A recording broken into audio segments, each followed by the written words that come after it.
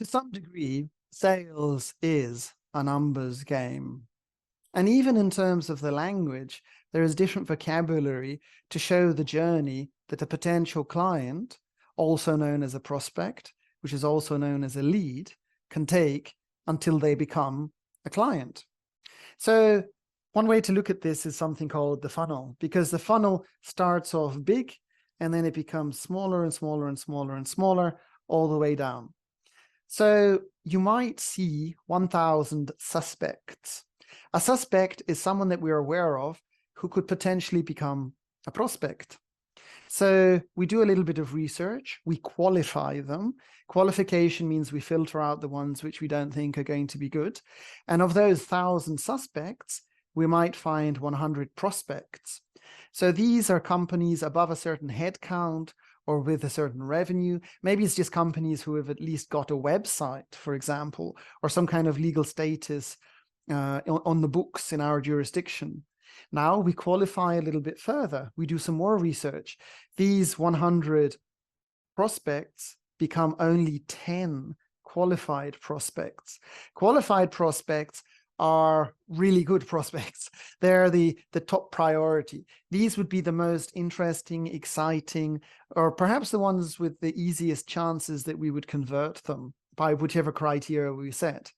Then let's imagine we pitch those 10 qualified prospects. Our conversion ratio might be only 1 in 10, and that would get us one single client.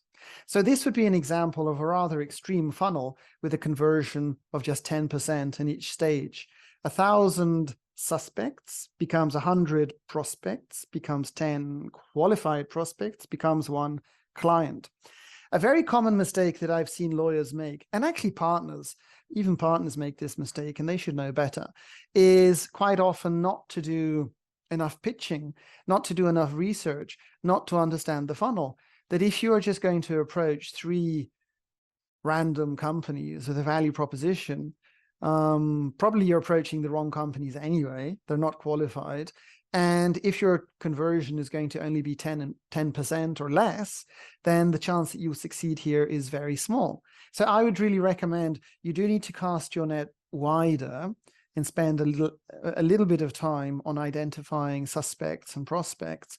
And as your targets come down the funnel, then you can become more and more bespoke in terms of what you're pitching to them, until you're moving away from a kind of scattergun approach to a sniper approach.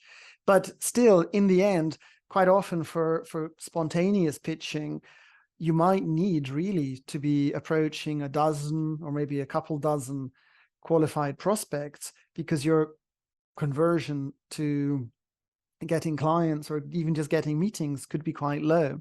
So keep in mind the concept of the funnel.